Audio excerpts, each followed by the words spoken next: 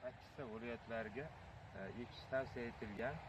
Hozirgi kunda fermer xo'jaliklari va agroklasterlarni ekin maydonlariga ekilib o'rganib kelinmoqda. Ekilib o'sha parvarishlanmoqda.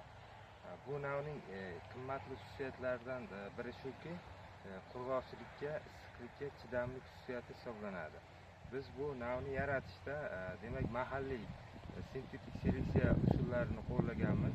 Bunda yaksart va g'ozg'on navlarini duragaylash asosida olingan duragay avlodlarni 4 marta qayta yakka tanlash asosida mana shu nav yaratilgan.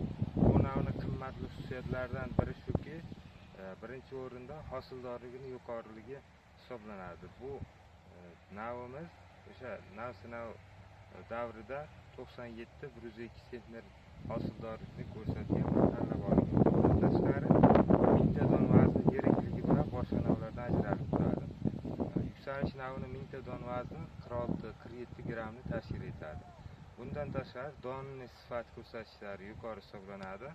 Xususan biz seleksiya jarayonlarining har bir bosqichida donni shishasimonligiga katta e'tibor qaratganmiz. O'sha shishasimonligi yuqori bo'lishi bu oqsil va krikavinaning yuqori bo'lishiga olib keladi. Bunda yuksalish navrida don shishasimonligi 85-90% tashkil etadi. Oqsil miqdori esa 15,5-16%, krikavina miqdori 29,5 dan 29,7% bo'lganligi kuzatilgan. Bu yuksalish navini fermerlarga yana bir qulaylik tomoni bor. Hozir ko'rib turibsizlar, bu navimiz bo'yini balandligi 110-115 santimetrgacha yetadi.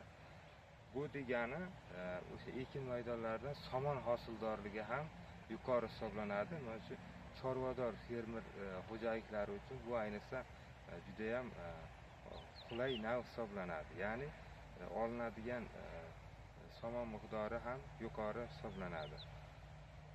Hozirgi kunda mana shu yuksalish navini bo'yi baland bo'lishiga qaramasdan yomg'irli yoki kuchli shamol bo'lgan paytlarda ham yotib qolishga chidamli hisoblanadi. Chunki o'sha seleksiya bosqichlarida biz o'simlik poyasining birinchi, ikkinchi bugunlarini o'sha baquvvatligi, ya'ni qalinligiga ko'ra tanlov o'tkazganmiz.